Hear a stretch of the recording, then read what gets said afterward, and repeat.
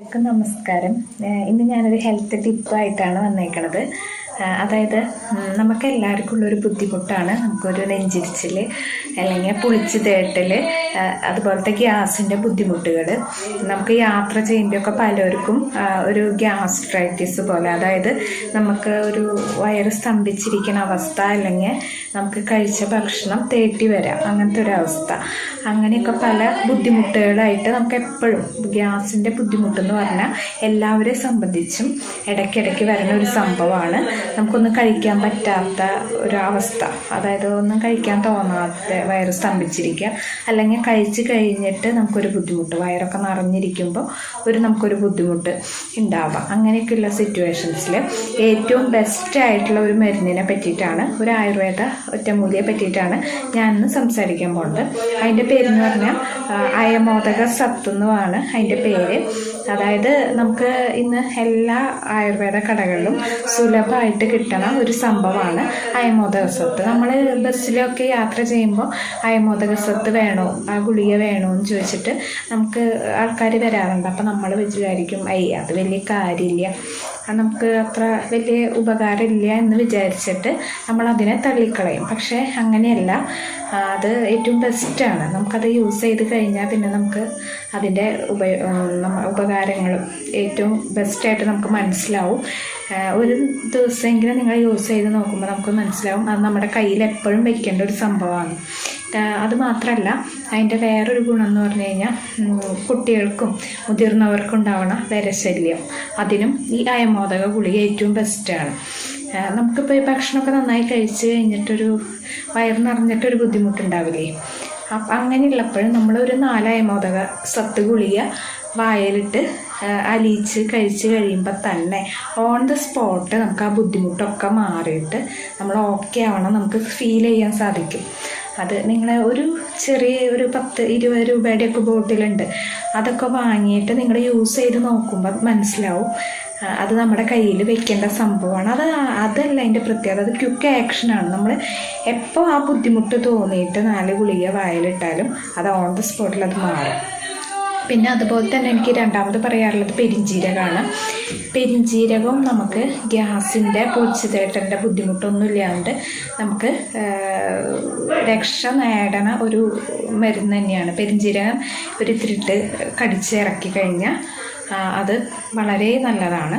അതും ഇതുപോലെ തന്നെ ഗ്യാസിന് ഏറ്റവും ബെസ്റ്റാണ്. ആ 2 ഗുളികകളാണ് നമുക്ക് ഏറ്റവും ബെസ്റ്റായിട്ട് ഇത്. പിന്നെ ജീരകം തിളപ്പിച്ച വെള്ളം കുടിക്കാൻ പറയുന്നുണ്ട്, പക്ഷെ അതിൻ്റെ ഒന്നും ആവശ്യം വരില്ല. ഈ 2 ഒരു റെമഡി തന്നെ നമുക്ക് യൂസ് ചെയ്യുമ്പോൾ തന്നെ നമുക്ക് അതിൻ്റെ റിസൾട്ട് എന്ന് പറഞ്ഞാൽ അത് വളരെ വലിയ റിസൾട്ടാണ് നമുക്ക് ഈ 2 മരുന്നിൽ കൂടെ കിട്ടുന്നത്.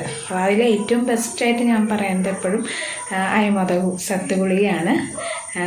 അത് ഞാൻ യൂസ് ചെയ്തിട്ടുണ്ട്.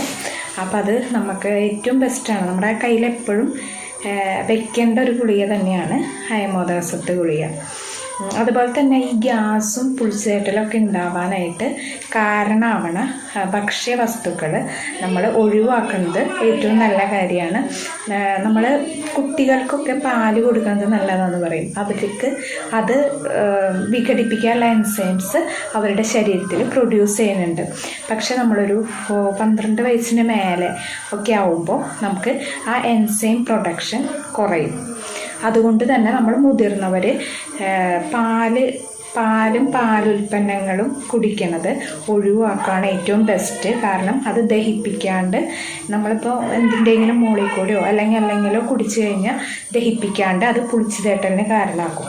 അപ്പോൾ നമ്മൾ അധികം പാലുൽപ്പന്നങ്ങളുടെ ഉപയോഗം കുറയ്ക്കുക. എന്നാൽ തൈര് കുഴപ്പമില്ല, പുളിപ്പിച്ചിട്ടുള്ള തൈര് കുഴപ്പമില്ല.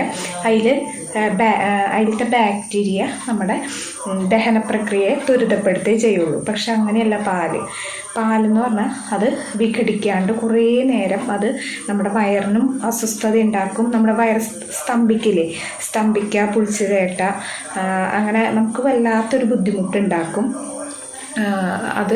അതുകൊണ്ട് നമ്മളെപ്പോഴും പാലുൽപ്പന്നങ്ങളുടെ ഉപയോഗം കുറയ്ക്കുക. ഇപ്പം കുറച്ച് ചായയിൽ ഒഴിച്ച് കുടിക്കുക, അങ്ങനെ നിർബന്ധമുള്ളവർക്ക് അതാവാം. അതല്ലാണ്ട് ഓവറായിട്ട് പാല് കൊണ്ട് തന്നെ ചായ ഉണ്ടാക്കി കുടിക്കുകയോ അല്ലെങ്കിൽ പാല് തന്നെ കുടിക്കുകയും അങ്ങനെയൊക്കെ ഉണ്ടെങ്കിൽ അത് തീർച്ചയായിട്ടും ഒഴിവാക്കേണ്ട ഒരു സംഭവമാണ്. അത് നമുക്ക് ദഹന പ്രശ്നങ്ങൾ ഉണ്ടാക്കും. കുട്ടികൾക്ക് കുഴപ്പമില്ല, കുട്ടികൾക്ക് എത്ര പാല് കുടിച്ചാലും അത് അവരുടെ സ്റ്റൊമക്കിൽ പ്രൊഡ്യൂസ് ചെയ്യുന്ന എൻസൈംസ് അതിനെ ദഹിപ്പിച്ച് അത് ഉപകാരത്തിനാക്കും, പോഷകാംശങ്ങളാക്കിയിട്ട്. അത് കാൽസ്യം ഒക്കെ വർദ്ധിപ്പിക്കാൻ പാൽ ഏറ്റവും ബെസ്റ്റാണെന്ന് പറയും. പക്ഷെ അത് മുതിർന്നവർക്ക് കാൽസ്യം ഇപ്പോൾ കൂട്ടാൻ പാല് സഹായിക്കണില്ല എന്നാണ് പുതുതായിട്ട് പഠനങ്ങൾ പറയുന്നത്. അതുകൊണ്ട് മുട്ടയുടെ വെള്ള പോലെയുള്ളതൊക്കെ കാൽസ്യം കൂട്ടാൻ ബെസ്റ്റാണ്. പക്ഷെ പാല് അങ്ങനെ കൂട്ടാൻ സഹായിക്കില്ല എന്നുള്ളതാണ് പുതിയ പഠനങ്ങൾ പറയുന്നത്. അതുകൊണ്ട് നിങ്ങൾ പാല് മാക്സിമം മുതിർന്നവർ ഒഴിവാക്കുക. അതിന് പകരം ഈ ചെറിയ മീനുകൾ അല്ലെങ്കിൽ മുട്ട, ഈ മറ്റേ കൊഴുവ, അതുപോലെ തന്നെ ചാള പോലെയുള്ള മത്സ്യങ്ങൾ കാൽസ്യത്തിൻ്റെ പ്രൊഡക്ഷനെ ഇൻക്രീസ് ചെയ്യാൻ സഹായിക്കും. അപ്പം അങ്ങനത്തെ മത്സ്യങ്ങളും അതുപോലെ തന്നെ മുട്ടയുടെ വെള്ള ഏറ്റവും ബെസ്റ്റാണ്.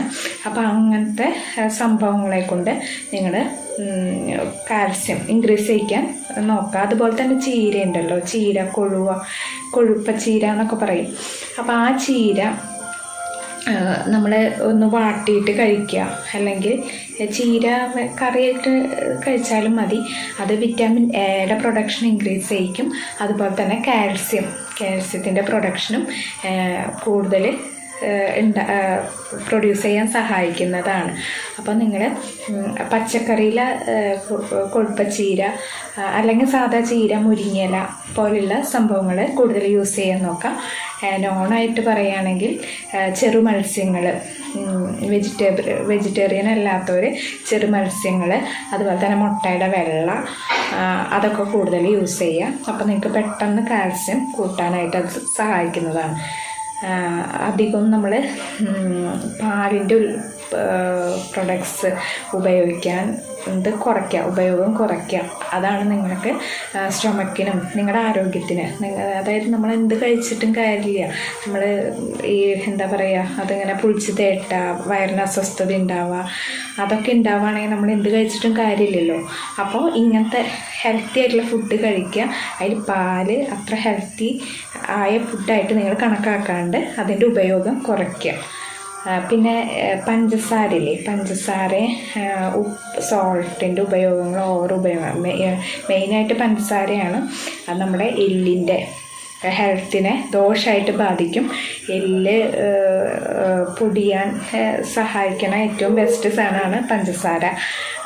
അപ്പോൾ നിങ്ങൾ പഞ്ചസാരയുടെ ഉപയോഗം കുറയ്ക്കുക. അതും കാൽസ്യത്തിൻ്റെ പ്രൊഡക്ഷൻ കുറയ്ക്കാൻ സഹായിക്കുന്ന ഒരു മെയിൻ കണ്ടൻ്റാണ് പഞ്ചസാര. അപ്പോൾ അതിൻ്റെ ഉപയോഗം കുറയ്ക്കുക. പഞ്ചസാര, പാല് എന്നിവയുടെ ഉപയോഗം കുറച്ചിട്ട് നിങ്ങളുടെ ആരോഗ്യത്തെ ഒന്ന് ചെക്ക് ചെയ്താൽ നിങ്ങൾക്ക് മനസ്സിലാവും എത്ര ബെറ്ററായിട്ട് നിങ്ങളുടെ ആരോഗ്യം വർദ്ധിക്കുന്നു എന്നുള്ളത്. അപ്പോൾ നിങ്ങളിതൊക്കെ ട്രൈ ചെയ്തിട്ട് റിസൾട്ട് കമൻറ്റ് ബോക്സിൽ രേഖപ്പെടുത്താം. ശരി.